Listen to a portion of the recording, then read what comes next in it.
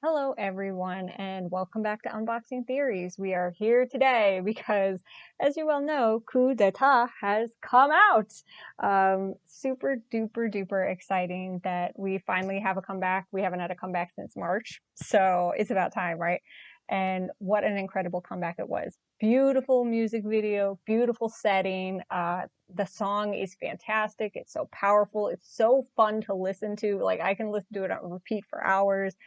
Um, so yeah, that being said, though, I do have a lot to say, and I've also done a little bit of digging and some interesting stuff has come up. So if y'all have gotten your albums yet, I think really probably the only place you could get your albums is if you live right next to a K-pop store or you maybe live in South Korea, which would be awesome.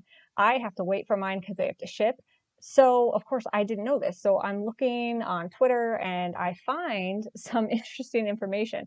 I guess in the album, they have released basically an entire lore dump of History of Kingdom in this final album, which is kind of incredible, but also kind of a little frustrating. I kind of wish they had parsed out the lore. If they were going to let us know what happened anyway, why not parse out the lore in each album? Like on the last page, give us a little tea, spill a little bit of the tea, let us know what's going on. But I guess that's not how they wanted to do it. So I am going to read some of what it says. I'm also going to link it in the description below so you can read. This person did the work. I didn't do the work. They are soul surrender underscore on X or Twitter, whatever it's called. Soul surrender underscore underscore. So please check them out. This is not my work. They were the one that translated this. They did say it was a rough translation, so please be gentle as well. I'm only going to read some of it because it is pretty long, and I will just link it so you all can read the rest. I'm just going to summarize the rest of it, but I'm going to read some of the beginning. So it actually goes through an entire timeline. So it has like dates and things like that, which is really crazy. So let me read at least the dates so you guys know what's going on. So in GF, which stands for God Future, 201, beings with egos suddenly appeared one day in the space of nothing, where there was no darkness because there was no light. At first they were scattered, but they were attracted to each other and gathered in one place. So obviously we know I think we can guess who that is. In GF 595, the seven peaceful beings faced a crisis of extinction due to a battle with absolute evil that suddenly appeared around Arthur and scattered into different time and space. Okay, so that would have been the shadows that we saw and that I talked about in his music video. At the same time, Chiu, the ruler of a kingdom full of cloud energy in a different space, disappears by asking Juan the existence of a new storm for his mission after suffering a fatal injury after a desperate battle with a group of evil. So that's a little bit of a rough translation, but I think basically what they mean is that so while this stuff is going on with Arthur, there was a different time and space where Chiu was fighting evil. And unfortunately, he was defeated by that evil. He was fatally injured by that evil. And so he asked Juan to take over his mission. So this is how they have handled, which honestly, I'm glad they mentioned Chiyu at all. Basically they have, feels like they've been avoiding Chiyu since he left. So I'm really glad that they still have him in the story. Unfortunately, he perished in the story, which I had mentioned was a possibility. I thought maybe he just disappeared, but I think it makes more sense for them to do this. So he perished in a battle with evil, and Juan has taken over his mission. So that is the story. Okay. In Meta 4019, Ivan, who rules the kingdom or the Snow Kingdom, also took risks against growing evil energy and defeated the dark forces with the strong power of the Black Crown like a double-edged sword. So this doesn't really, I would have loved for them to explain, the two Ivans in this at least a little bit. I guess you could still go with the idea that you could go with the like more metaphor, right? It's meta, so you could do that. The year was called Meta, where it's, he's doing a battle with himself, mentally almost. But I think I still like the idea that it was just a real weird thing that happened It's almost like there were just two different Ivans for some reason. Ivan is very magical. I'm sure his kingdom is very magical. Anyway, I'm not going to go into that. You guys can listen to my theory, but okay. So he defeated the dark forces with the power of the Black Crown, but it's a double-edged sword. So I knew that he's still potentially a danger to us. Then in Dan 40:18, Dan, the emperor of the Kingdom of Change, also ascended after an uphill battle, blocking a huge force trying to destroy history alone at his own expense. So he ascended. We know that his whole song is ascension. So this doesn't really clarify what happened to him. We don't really know where Dan is right now.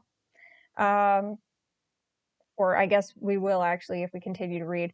But he tried to fight an uphill battle, and it was at his own expense that he won that, I suppose.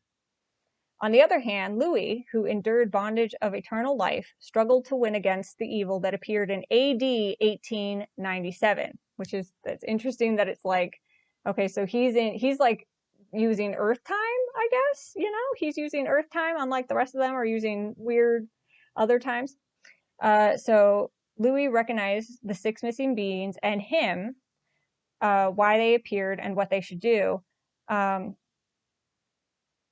This one's a little bit of a rougher translation.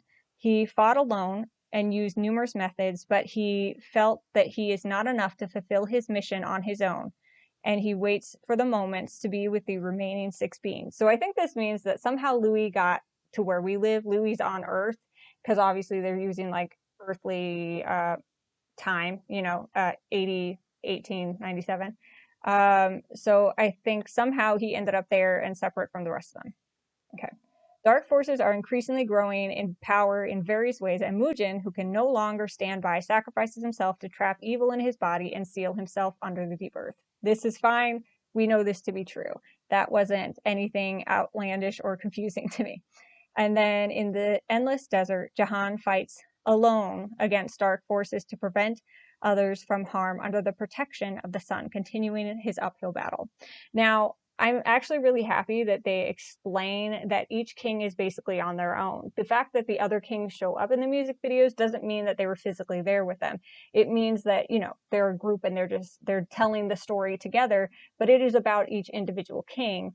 And even if there are portions of time when you see them all together, that may have been, it doesn't seem like that's true.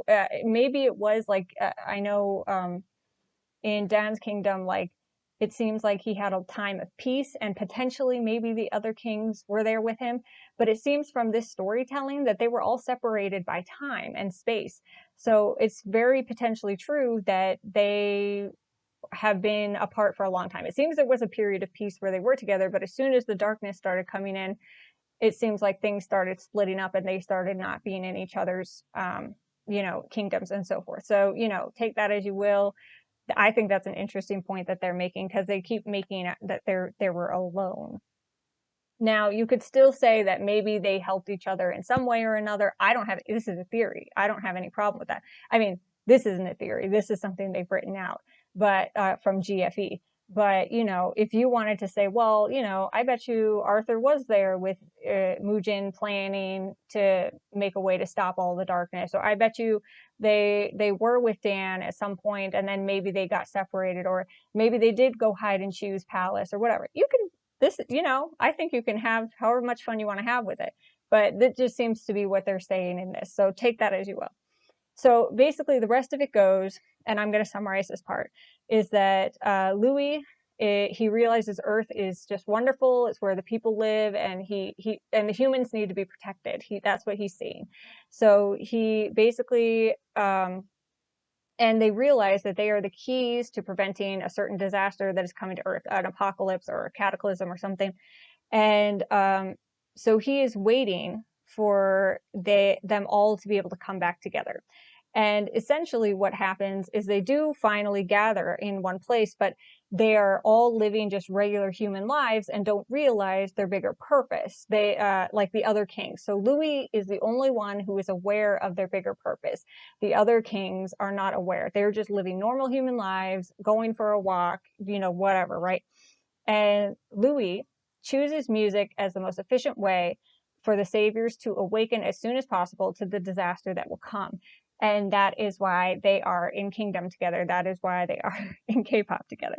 So that is the story. The story is that Louis is the one who knows what's going on, and the other kings are all on Earth, but not aware of what's going on. The History of Kingdom, season 1, if you will, basically explain the story of where each kingdom was left. So we're not in the, potentially in season 2, we are not in the Kingdom of Snow. We are not in any of those kingdoms. They've all been left behind in space and time, and potentially will be, you know, revisited. I mean, I would imagine that would be something they could do in the future, but I think that they're going to be focusing on how to save Earth, or Louis focusing on how to awaken the other kings to their true purpose, which is saving Earth from an impending doom. So that is really fascinating to me. At first, I was like not super thrilled to hear that they had actually written out a whole story. I mean, not I was aware that they had a story. They obviously have a storyline that they're working with, but I was kind of like disappointed. I was like, oh my gosh, I've done all these theories, and there really wasn't any hints of all these things that they're talking about. And even the battle against darkness, although I talked about that a little bit, it was obvious in many of the stories, like especially Arthur's, Mugen's, and Ivan's. I was kind of a little disappointed at first, like, wow, so like, why would I theorize? But this is really a beautiful thing to work off of. It's not to say that there is not still like theories that can be made. There are still things that we can talk about, and that is so fun. And now we really have an idea of what we're working with here and what we're going to be working with in the future. So I really wanted to go over that first and kind of get that out of the way. Well, not out of the way. I wanted to introduce that. If y'all haven't read it yet, maybe some of you guys have. Maybe you've seen the story. I've heard it's written in Korean, so maybe you've seen the story. You don't know the translation. That is the basic translation. Again, I am going to link it in the description, so have a read for yourself, if you will. And I think we're going to move on. So let's move on to specifically to coup d'etat, because even though we have that information, Jahan was battling dark forces. Let's just talk a little bit more about it, because that's fun. And the lyrics are freaking gorgeous. So, my main thing about this story is that the story of coup d'etat is how it is a love letter to all of the stories that came before it. It talks about, the lyrics literally have mention of the other title tracks. The choreography has choreography from the other title tracks. It's absolutely stunning. It's really well done. And the lyrics themselves are very poignant and very interesting. And I just, even with all this new information that we have, I don't see what's wrong talking about it. Let's just talk about it. It's so fun. So I have all the lyrics. So I'm going to go through some of them, not all of them, because that would take forever, and I've already talked way too much. One thing I liked in the first part was that it talks about a child born with rough power. So that's obviously referring to Jahan. And I really love hearing that, because we know that Jahan's powerful. He seems to be a very powerful character. And the fact that they mentioned that he's born with a rough power, so that kind of makes me think that maybe he's just like, it's a little brash, it's a little tough, maybe it's a little hot like the sun, and I really love that descriptor. I think that was really nice descriptor to use for him. My centuries clenched in your hand.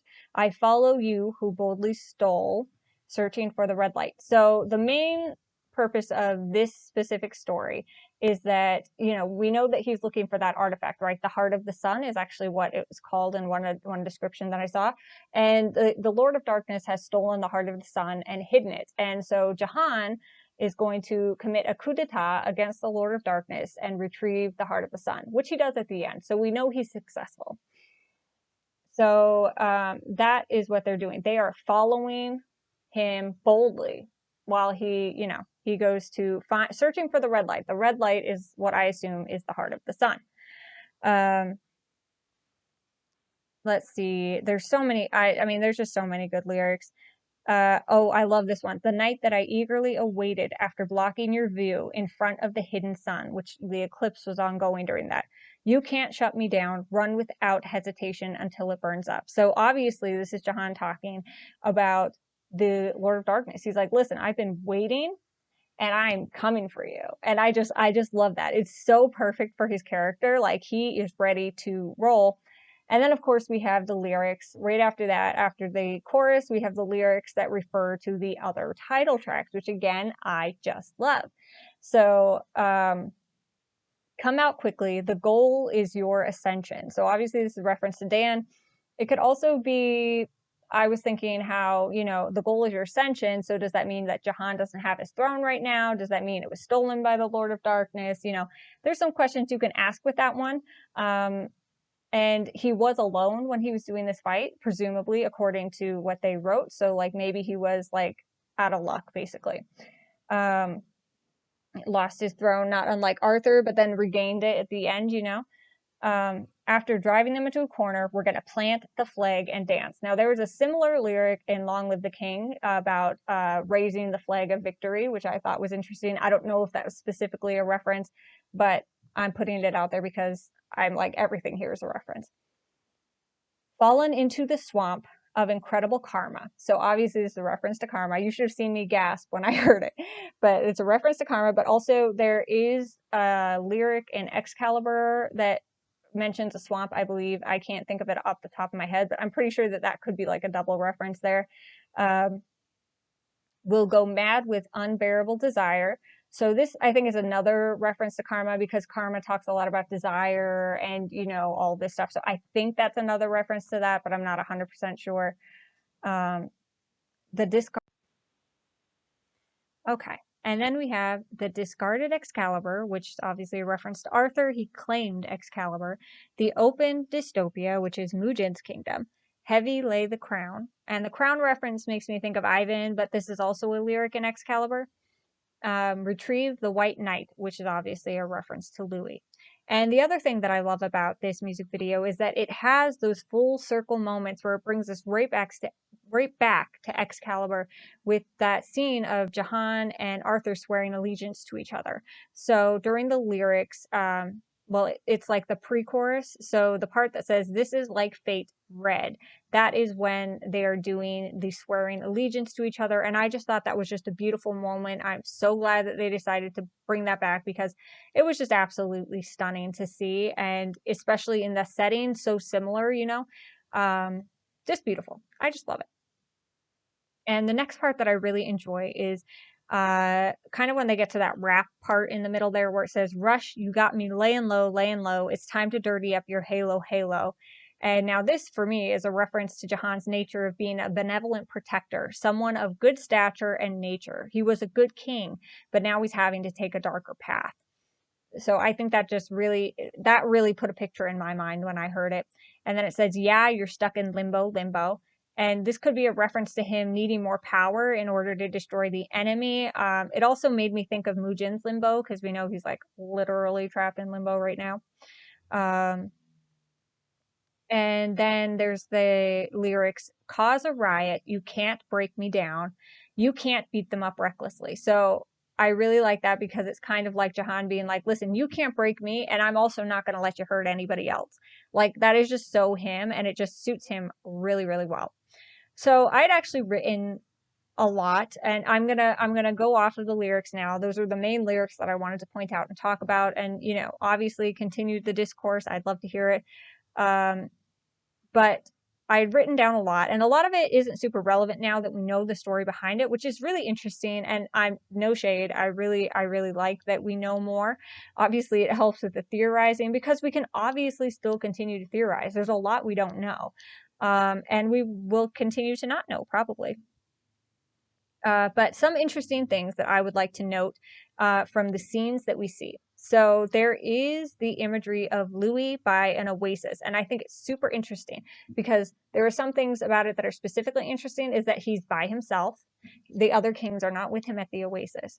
And An oasis is like a safe place, especially in a desert, right? Because deserts are super dangerous. It's a safe place to go. You can get fresh water. You can maybe find some shade from the sun, but Louis was there alone. And it kind of made me think, now that we know all of this story, we know that Louis is the only one that is aware of what their purpose is on Earth. It's kind of like he is the oasis for the other kings. He is the one who is going to give them a safe place. He is the one who's going to let them know what they need to do. So for me, that was kind of like that imagery was kind of giving us an idea of Louis' place. And mind you, I've always felt, and I think I've said this in other videos, but I've always felt that Louis he knows more than he lets on. It always feels like he knows more than he lets on. And when his music video came out, I thought, well, that's because he's been living forever. That's why he knows so much. But I think it's also, now that we have this other layer of knowledge, it's because he does know more than he lets on. He can't tell them right away. He needs to awaken them to their knowledge, right? So anyway, I love that Oasis imagery, and I think that that's why he's alone there. He's the only one that really knows what's going on. The other thing that was really interesting for me, another scene, was the scene with Ivan and that plate with red sand on it. When I was watching that scene, immediately I got the idea that he was like, it seemed to me that he was like divining something from that sand. He was learning something, because after he touches the sand, he starts having flashes of these images. We see flashes of Jahan. We see him retrieving the heart of the sun. We see all this stuff. So I was like, okay, seems to me like he is divining something. And we have seen him use a crystal ball before. We saw that in Black Crown. We've also seen him in Excalibur when he had his magic staff. It had like an orb on the end of it, and it seemed like he was looking into it and seeing something. Now, whether you want to believe that or not is fine.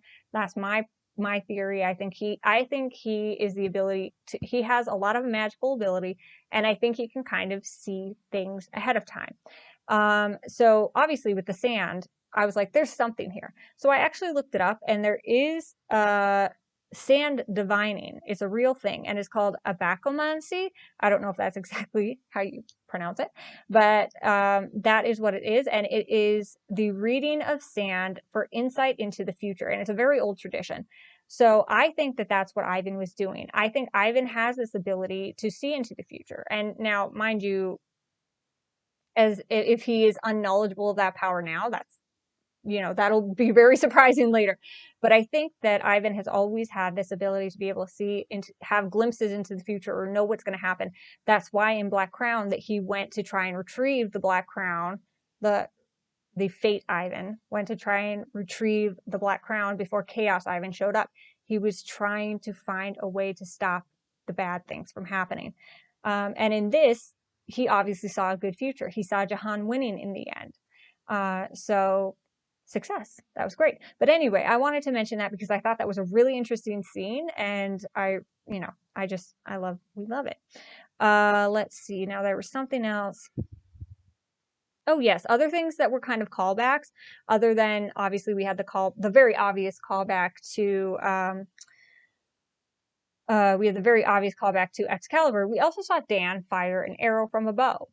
Very interesting. It was very quick and very I was like, oh my gosh. But that immediately brought me back to his era where he fired an arrow, and then, the Phoenix and everything. So I was like, oh my gosh, we love to see it.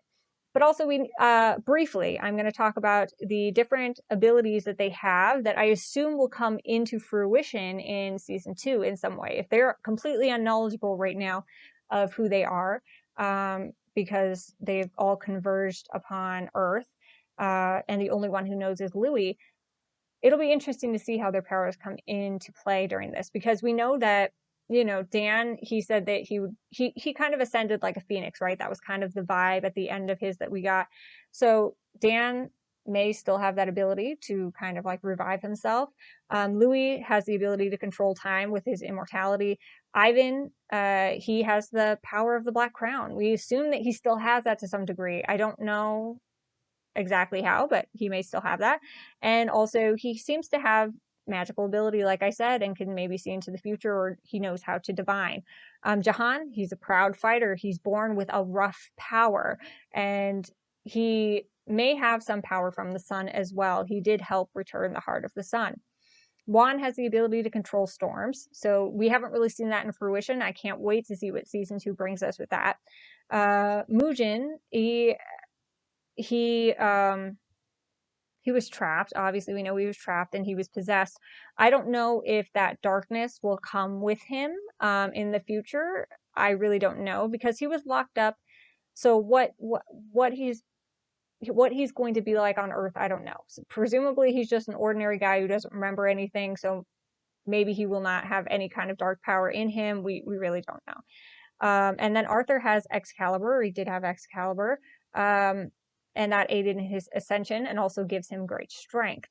So we'll just have to see if these, I will be curious to see if these artifacts come back and have any play in the future. I would like for them to, because I think that they're very unique parts of them.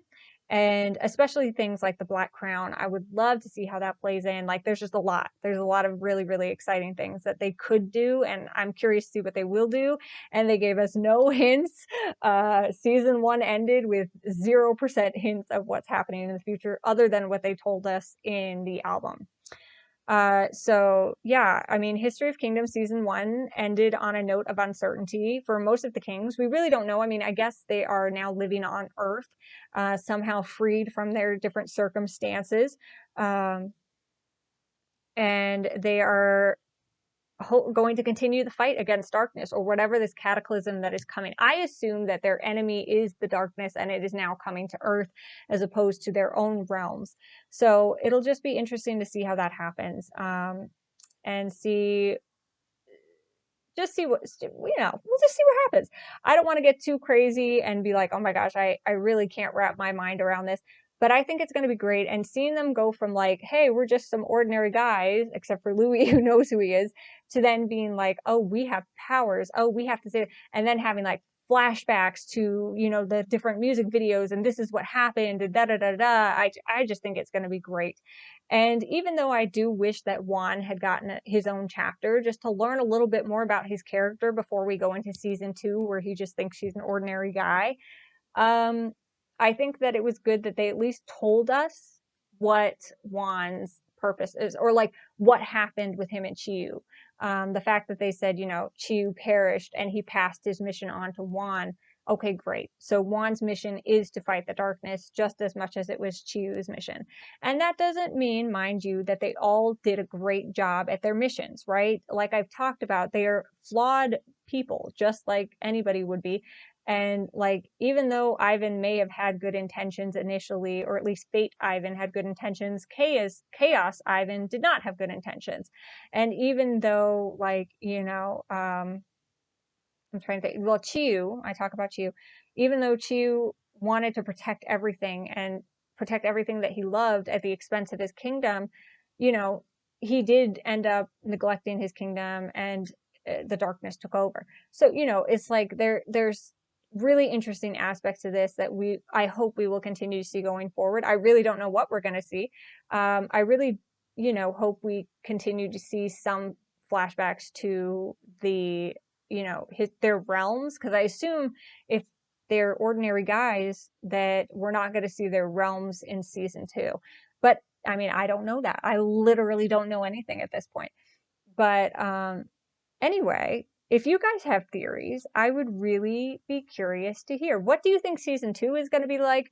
What did you think about coup d'etat? What did you think about all of that stuff I told you at the beginning? Have you read the back of the History of Kingdom Part 7 album and seen this story for yourself? Are you curious about what that means? How did the kings even get out of their kingdoms and end up on Earth? You know, all these questions. Or do you have theories specifically for coup d'etat? Just tell me what you're thinking. What happened to Jahan? Let me know. But yeah, I think I'm going to end it there, and I really hope you guys enjoy. I will continue to put out theory videos. I will continue to do unboxing videos, and I will always be here for Kingdom, so I hope you will support them as well. I hope you guys enjoyed this video, and I will see you next time. All right, bye!